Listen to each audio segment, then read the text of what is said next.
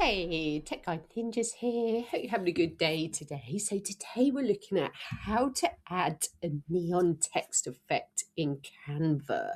Before we get started, please like the video and subscribe as this really helps me out. So to start with, open up the text image that you want to add the neon effect to. There we're going to click onto the text and click on effects at the top. This is where Canva will open up a load of different effects you can add to your text. There's many to choose from, but we're going to focus on the neon effect today. So click onto the neon option and you can see it gives your text a pretty cool neon glow. You can also play around with the intensity. Do you want it to be a little bit brighter? Do you want it to be a bit darker? So use the intensity bar and get the exact effect that you want.